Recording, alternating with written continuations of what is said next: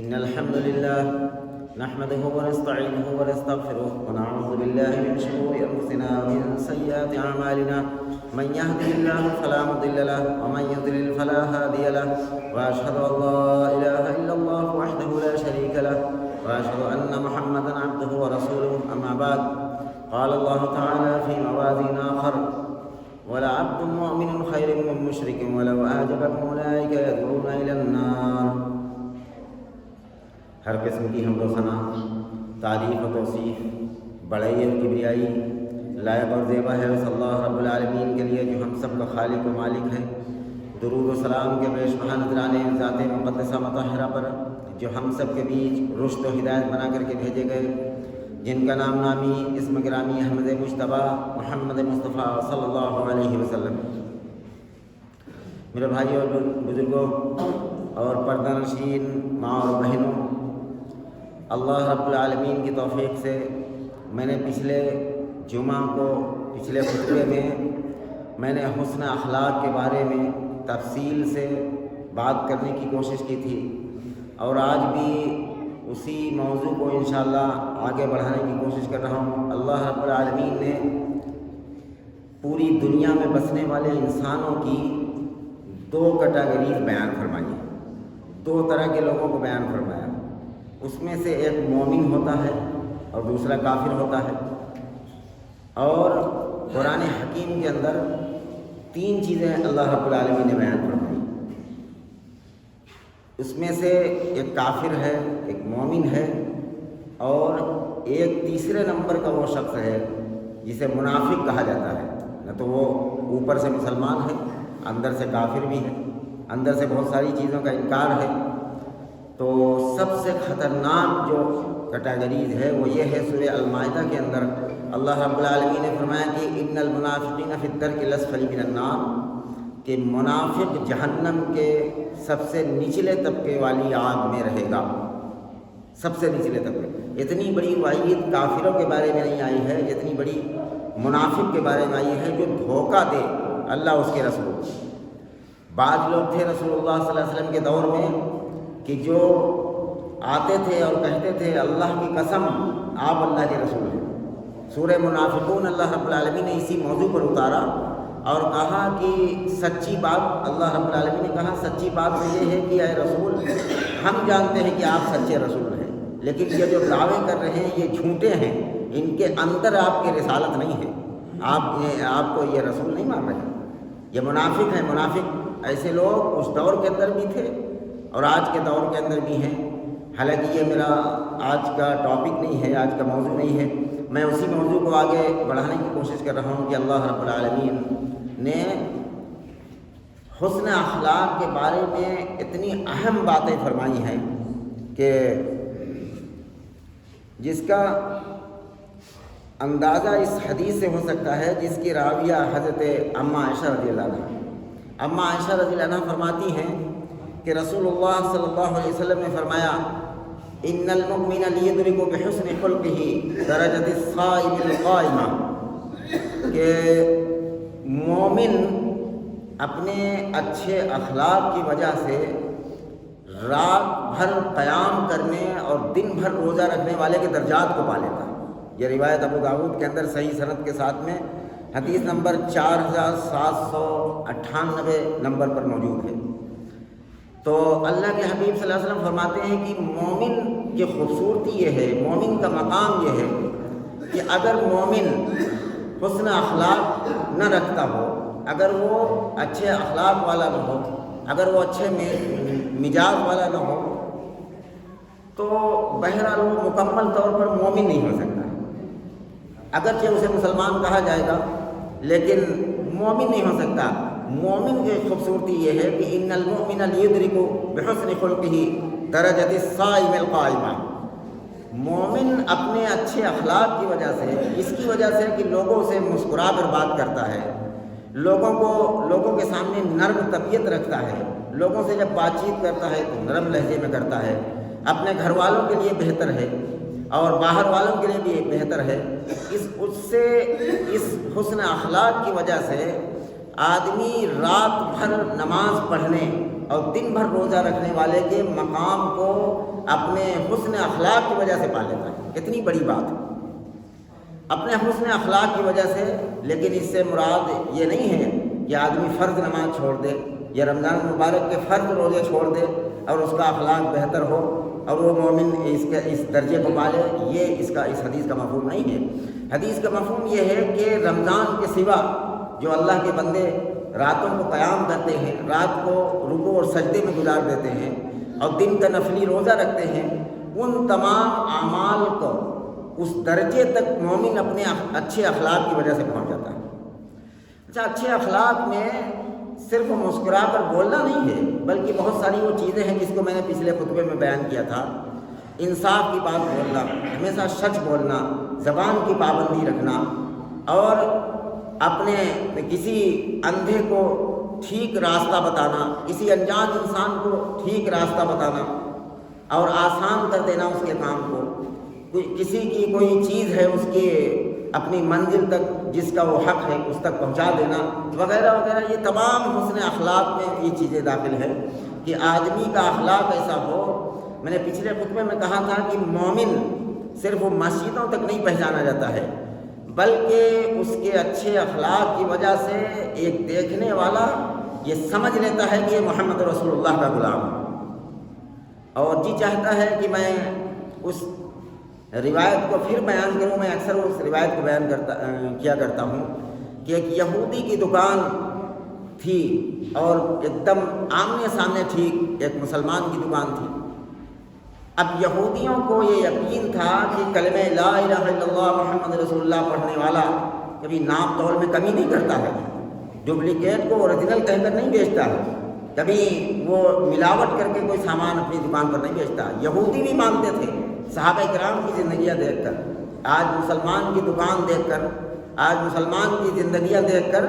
غیر مسلم متاثر نہیں ہوتے کہ مسلمان ایسے نہیں ہوا کرتے. آج مسلمان کے اس قدر جھوٹ و فریب دھوکے اس قدر ہیں کہ اس میں فرق باقی نہیں رہا. اس دور کے اندر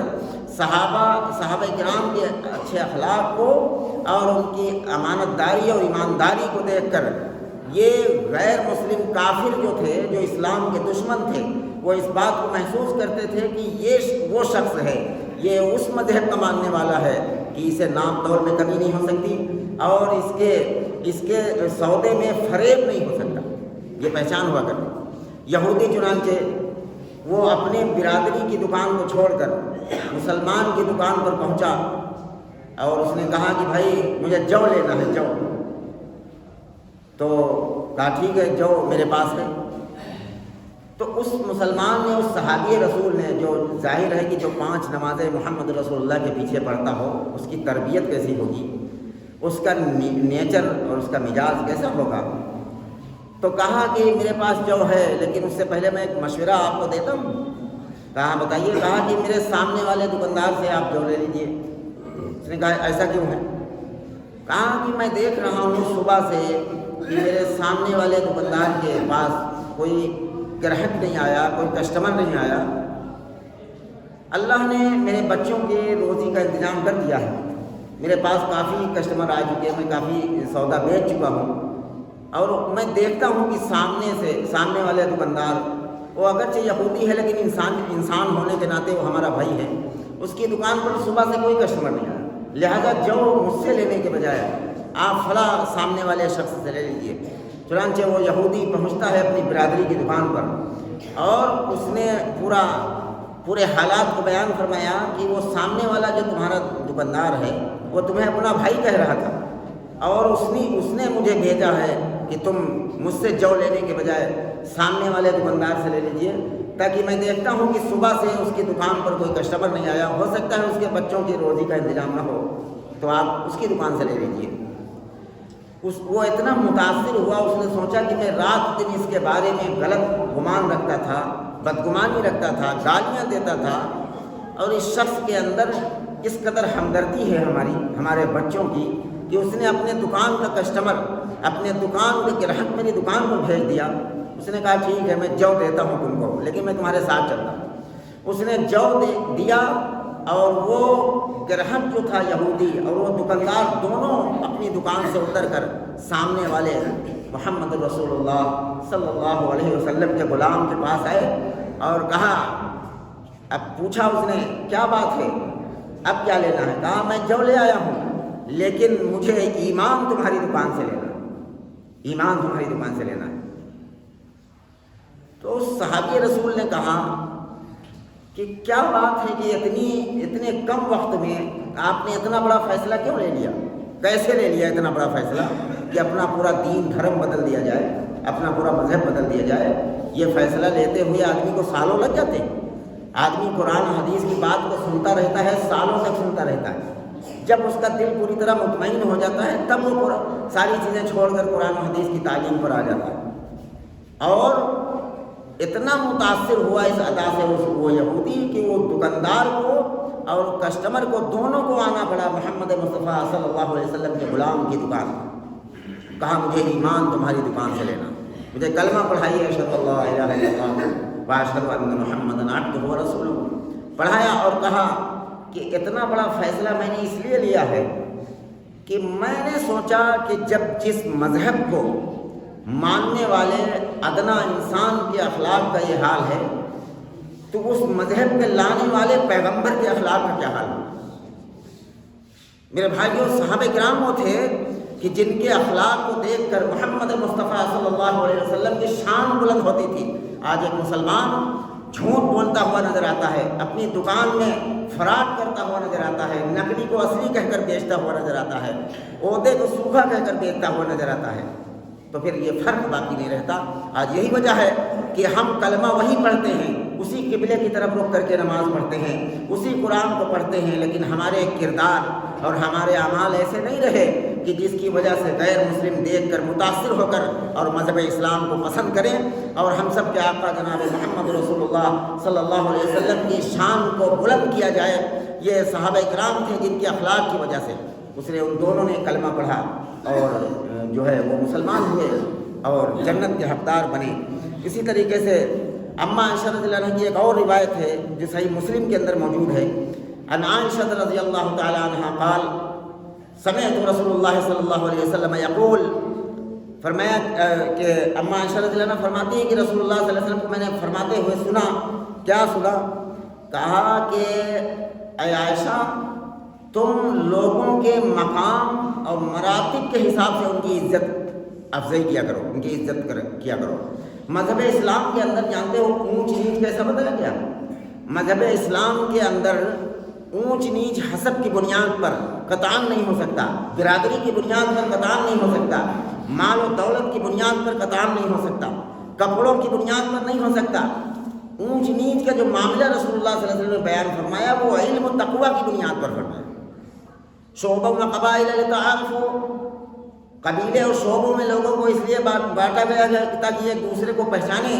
لیکن ان اکرمکم عند اللہ اتقاکم، اللہ کے نزدیک سب سے اونچا اور سب سے بہتر وہ ہے جو اللہ سے ڈرتا زیادہ ہو، اللہ کا خوف جس کے اندر زیادہ ہو، جس کا ایمان بہت اچھا ہو، وہ اللہ کے نزدیک سب سے بہتر ہے۔ تو رسول اللہ صلی اللہ علیہ وسلم نے اپنی محترمہ بیوی اماں عائشہ رضی اللہ عنہا کو یہ تعلیم دیتے ہیں کہ اے عائشہ، تم لوگوں کے مقام و مراتب کے حساب سے اس کی عزت اور قدر کیا کرو۔ مقام و مراتب کا مطلب جانتے کیا ہے؟ جنگ بدر میں جن لوگوں نے جنگ لڑی، جن لوگوں نے اسلام کے لیے بہت تکلیفیں برداشت کی، ماریں کھائیں، ریتوں میں گھسیٹے گئے، آگ پر لٹا کر جلایا گیا، ان لوگوں کا جو مقام ہے وہ بعد کے لوگوں کو نہیں ہو سکتا۔ اسی بات کو سمجھانا چاہا رسول اللہ صلی اللہ علیہ وسلم نے کہ اے عائشہ، تم لوگوں کے مقام اور مراتب کے حساب سے ان کی قدر کیا کرو۔ آج کے دور کے اندر اگر کوئی زیادہ پرہیزگار ہے، زیادہ نماز کا پابند ہے، کوئی عالم دین ہے، کوئی دین کا علم زیادہ رکھتا ہے، قرآن و سنت کا علم زیادہ رکھتا ہے، اگرچہ برابر کا کوئی آ رہا ہے، آدمی اس کے لیے کرسی نہ چھوڑے، لیکن اگر کوئی زیادہ علم والا آ جائے،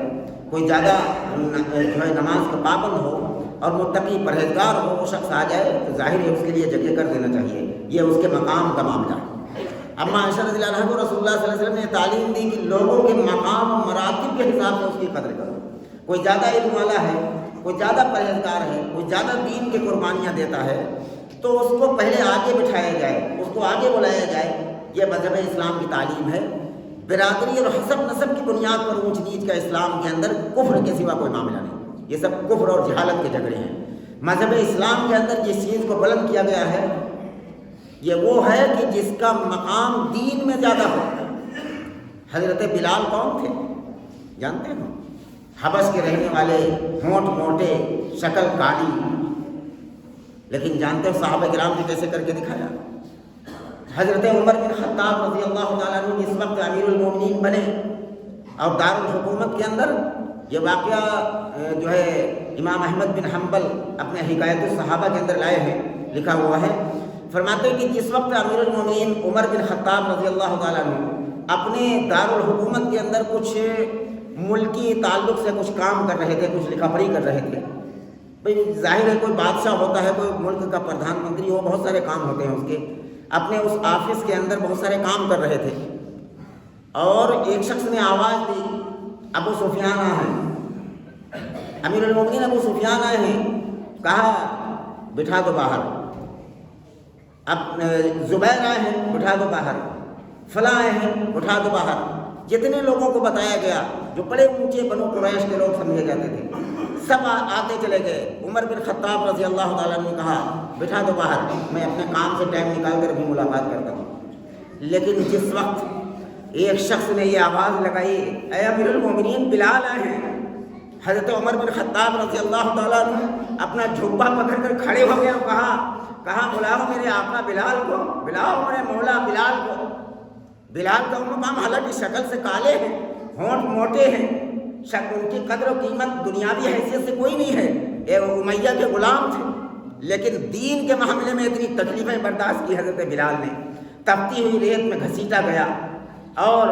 ان کے اتنے کوڑے پڑے کہ کھال نکل جاتی تھی، اور کہتے تھے احد احد، اللہ ایک ہی ہے ایک ہی ہے، اور کہتے تھے کہ مجھے مزہ آ رہا تھا جب میرے کوڑے پڑتے تھے اور میں زبان سے یہ کہتا تھا احد احد، اللہ ایک ہی ہے اللہ ایک ہی ہے، میں اس بات کو برداشت نہیں کرتا، مجھے مزہ آ رہا تھا، جنت لگتا تھا کہ جنت کا لطف آ رہا۔ حضرت بلال کی قربانیوں کی وجہ سے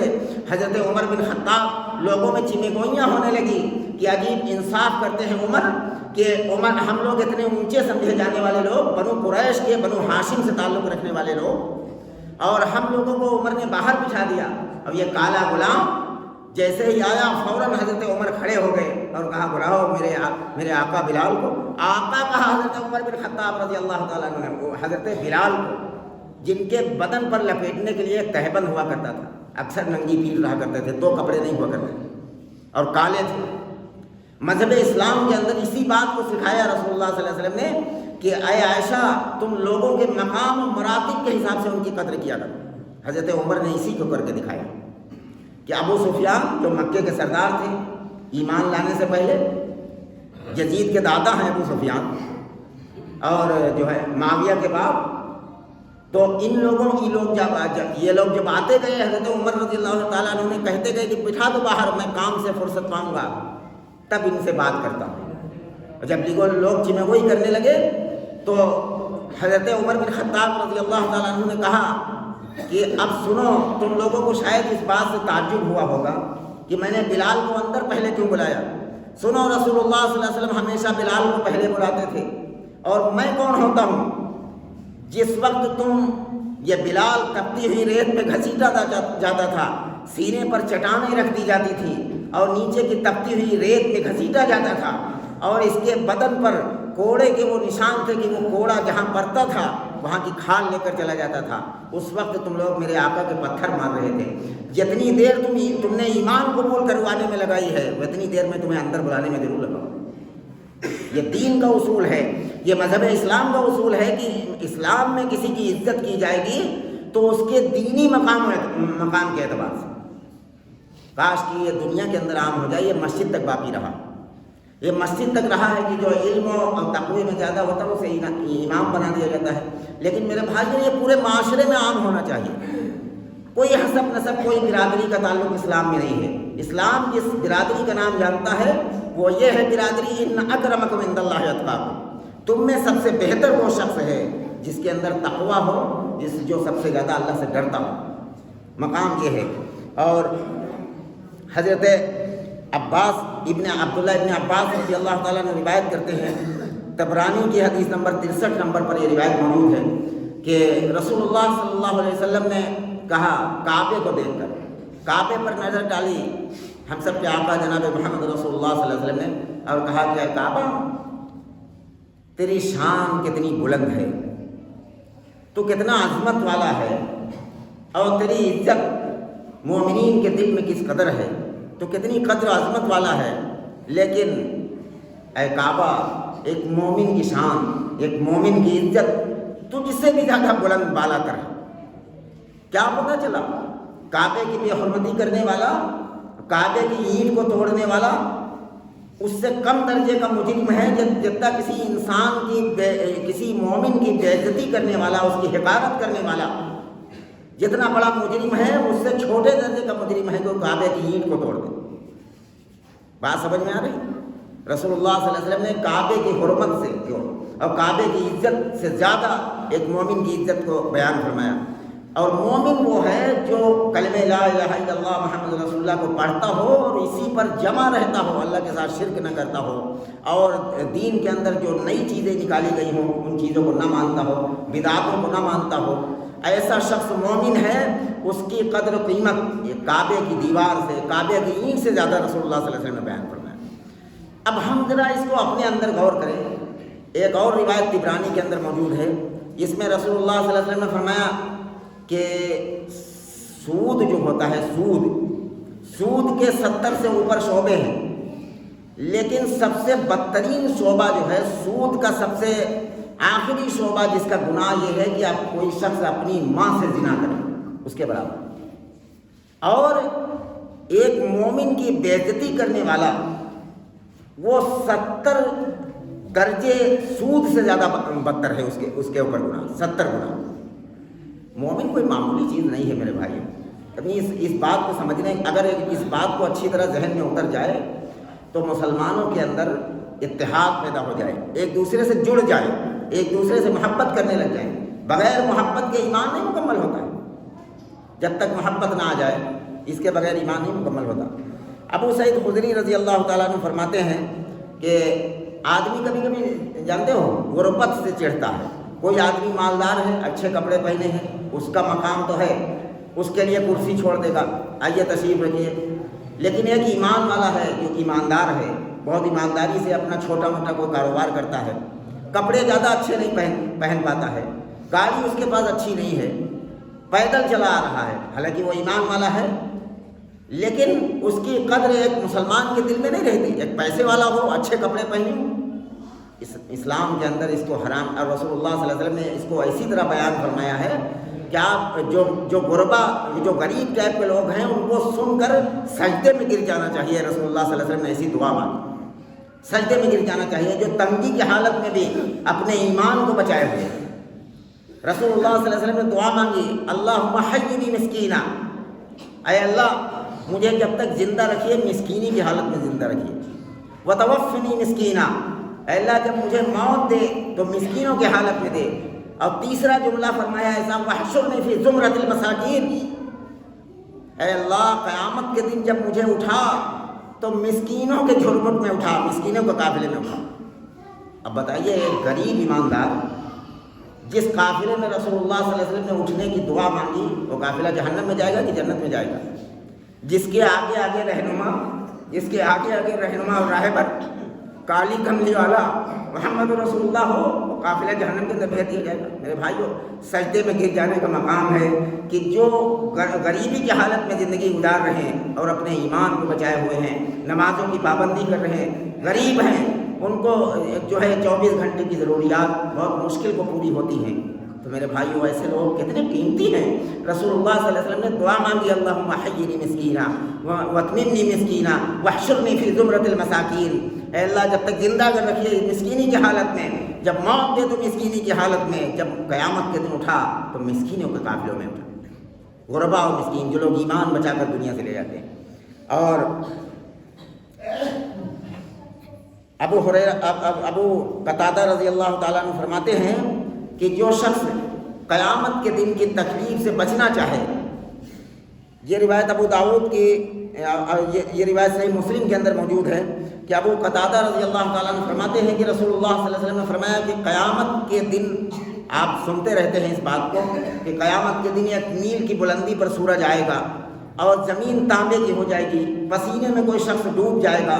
گھٹنوں تک، کوئی کمر تک، کوئی نیچے کے ہونٹ تک۔ اللہ کے حبیب فرماتے ہیں کہ کسی کا پسینہ اس کے منہ میں لگام لگا رہا ہوگا، یعنی نیچے کے ہونٹ تک پسینہ۔ اس قدر تکلیف کا وہ عالم ہے۔ رسول اللہ صلی اللہ علیہ وسلم فرماتے ہیں کہ قیامت کے دن کی تکلیف سے جو بچنا چاہے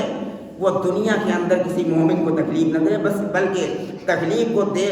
کو دیکھ کر اس تکلیف سے نکالنے کی کوشش کرے۔ ایک ایمان والا ہے، یار کسی تکلیف میں پھنس گیا ہے، کوئی چیز میں پھنس گیا ہے، تو تمام ایمان والوں کی یہ ذمہ داری ہے، اگر ہم قیامت کی تکلیفوں سے بچنا چاہتے ہیں تو اس مومن کو اس تکلیف سے نکالنے کی کوشش کریں۔ اللہ قیامت کے دن اس تپتی ہوئی ایک میل کی بلندی پر جب سورج ہوگا، اس تکلیف سے اللہ اس بندے کو بچا لے گا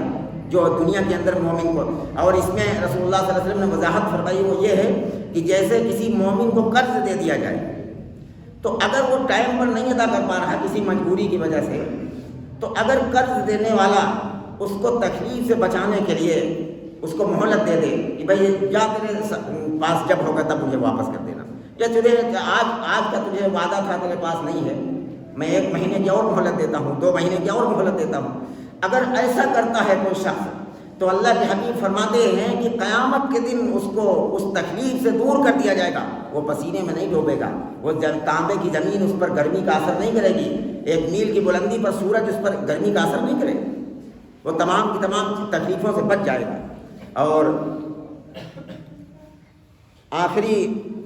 حدیث اور بیان کرتا ہوں کہ رسول اللہ صلی اللہ علیہ وسلم ابو ہریرہ رضی اللہ تعالیٰ عنہ روایت کرتے ہیں کہ رسول اللہ صلی اللہ علیہ وسلم نے فرمایا کہ طاقتور وہ شخص نہیں ہے جو کسی کو پچھاڑ دے مقابلے میں، جیسے کہ مقدمہ چلتا ہے نا، یا کبھی کبھی جھگڑا ہوتا ہے، آدمی سمجھتا ہے کہ میں طاقتور ہوں، میں اسے پچھاڑ دوں گا، تو رسول اللہ صلی اللہ علیہ وسلم نے فرمایا کہ طاقتور وہ شخص نہیں ہے جو مقابلے میں کسی کو پچھاڑ دے، بلکہ طاقتور وہ شخص ہے کہ جو اپنے آئے ہوئے غصے کے وقت اپنے دماغ کو پر کنٹرول رکھے۔ غصہ آ گیا ہے لیکن اپنے جذبات پر قابو رکھے، ایسا نہ ہو کہ غصے میں ماں باپ کو گالی دینا شروع کر دے، اپنے سے بڑے کو گالی دینا شروع کر دے، غصے کے وقت جذبات میں آ کر بڑے چھوٹے اور پڑھے لکھے کا ادب و احترام چھوڑ دے۔ تو رسول اللہ صلی اللہ علیہ وسلم نے فرمایا کہ جو ہے طاقتور وہ شخص ہے جو طاقت رکھتے ہوئے بھی غصے کے وقت اپنے جذبات کو قابو رکھے، کوئی زبان سے ایسا لفظ نہ نکال دے جو کسی مسلمان کی، کسی مومن کی عزت رسوا ہو جائے۔ اس کی عزت آج کل عورتوں کے اندر جانتے ہیں کیا ہوتا ہے؟ عورتوں کے اندر جب ایسے بنتی رہتی ہے تو کوئی بات نہیں، جب بگڑ جاتی ہے تو عورتیں دیکھو ایک دوسرے کے عائب کیسے اچھالتی ہیں، عورتیں ایک دوسرے کے عائب بہت پرانے واقعات چھیڑ دیتے ہیں کہ تم نے یہ کیا، تم نے یہ کیا۔ حالانکہ بخاری اور مسلم دونوں کے اندر روایت ہے کہ رسول اللہ صلی اللہ علیہ وسلم نے فرمایا کہ من ستر مسلمن سترہ اللہ یوم القیامہ، کہ جو شخص کسی مسلمان کے عائب کو دنیا کے اندر چھپائے گا، اللہ تعالیٰ قیامت کے دن اس کے عائب کو چھپائے گا۔ اگر ہم چاہتے ہیں کہ ہمارے اندر عائب ہے نہیں، ہر شخص ذرا اپنے اندر جھانک کر دیکھے کہ اس کے اندر کوئی عائب موجود ہے، کوئی گناہ موجود ہے، کوئی عائب موجود ہے۔ کوئی شخص اس مسجد میں ایسا نہیں نکلے گا جس کو اپنے عائب نظر نہ آئے۔ اپنے عائب اگر وہ چاہتا ہے کہ قیامت کے دن سر بازار سر حشر اس کے عائب بیان نہ کیے جائیں، تو دنیا کے اندر یہ عادت ڈال لے کہ کسی کے اندر کوئی کمی ہو تو اس کو چھپا لے جائے، اس کو بیان نہ کرے۔ میرے بھائیوں، ساس بہوؤں میں جب جھگڑے ہوتے ہیں تو ساس بہو کی کوئی پرانی سے پرانی بات کھود کے رکھ دیتی ہے، بہو ساس کی پرانی سے پرانی بات کھود کے رکھ دیتی ہے، یہاں تک کہ اگر یہ گھر کے اندر یہ ماحول بن جائے کہ اگر کئی عورتیں ہیں اور ایک عورت کی کچھ طبیعت گڑبڑ ہے، اگر وہ سو رہی ہے گھر کے اندر، اگر عورتوں کا یہ مزاج بن جائے، اللہ کے نبی کی تعلیمات آ جائے کہ بھائی اس کی بلدی چلو آج ہم جھاڑو لگا لیتے ہیں، اللہ ہمیں نیکی دے گا اس کو آرام پہنچانے کے، کسی وجہ سے آنکھ لگ گئی ہے، دیر تک سو رہی، چلو اس کی بلدی ہم جھاڑو دیے دیتے ہیں تو اللہ ہمیں اسے اجر دے گا اس کو آرام پہنچانے کی وجہ سے۔ یہ حالات گھر کے اندر تب آئیں گے جب گھر کے اندر تعلیم ہوگی، قرآن کے ترجمہ پڑھا جائے گا، گھر کے اندر حدیث کی کتابوں کا ترجمہ پڑھا جائے گا، حدیثیں پڑھی جائیں گی۔ 24 گھنٹے ادھر ادھر کی باتیں ہوتی ہیں، کم از کم ہر گھر کے اندر 15-20 منٹ کا ٹائم نکالنا چاہیے کہ شوہر اپنی بیوی سے پوچھے کہ غسل کا طریقہ بتاؤ، شوہر اپنی بیوی سے سورہ فاتحہ پڑھ کے سنے، بچوں سے اتحیات پڑھ کر سنا جائے، کبھی ان صحابہ کرام کے واقعات کو گھر کے اندر بیان کیا جائے۔ پورا دن آدمی موبائل پر، فیس بک پر اور اس پر لگا رہتا ہے، بچے لگے رہتے ہیں، کبھی 24 گھنٹے میں کوئی تو ایسا وقت نکالا جائے جس کے اندر صرف یہ ہو جائے کہ اب 15 منٹ صرف اللہ اس کے رسول کی بات گھر کے اندر ہوگی، کوئی دوسری بات نہیں ہوگی۔ تب گھر کے اندر یہ ماحول آئے گا۔ یہ جو عورتوں کے اندر جھگڑے ہیں، ساس و بہو کے جھگڑے، بھاؤج اور نند کے جھگڑے، یہ تمام جھگڑے انشاءاللہ اسی قرآن و سنت کے علم سے دور ہو جائیں گے۔ اللہ رب العالمین سے دعا ہے کہ جو باتیں کہیں سنی گئی ہیں اللہ ہم سب کو اس پر عمل کی توفیق عطا فرما دے۔ یا رب العالمین کہنے والے کو بھی عمل کی توفیق دے اور سننے والوں کو بھی عمل کی توفیق عطا فرما۔ یا رب العالمین ہم سب کو جب تک زندہ رکھے اسلام پر، جب موت دیجیے تو ایمان پر خاتمہ نصیب فرما۔ یا رب العالمین اپنی اور اپنے رسول کی سچی پکی محبت نصیب فرما، اپنی اور اپنے رسول کی سچی پکی اطاعت نصیب فرما۔ یا رب العالمین اپنے نبی کی سچی پیروی نصیب فرما۔ یا رب العالمین جو بیمار ہیں گھروں میں، اسپتالوں میں، سب کو شفائے کلی نصیب فرما۔ یا رب العالمین جو تمنائیں، جو خواہشات لے کر آپ کے دربار میں حاضر ہوئے ہیں مرد عورتیں، اللہ سب کی جائز تمنا کو، جائز خواہش کو پوری فرما دیجیے۔ یا رب العالمین جو غلط طریقے سے مقدمات میں پھنس گئے ہیں اللہ انہیں بری فرما دیجیے، اپنے کرم سے قبول فرما لیجیے۔ وصلی اللہ وسلم عباد اللہ رحمکم اللہ، ان اللہ یأمر بالعدل والإحسان وإيتاء ذي القربى وينهى عن الفحشاء والمنكر والبغي يعظكم لعلكم تذكرون واذكروا الله العلي العظيم يذكركم وادعوه يستجب لكم ولذكر الله تعالى أعلى وأولى وأعز وأجل وأتم وأعظم وأكبر۔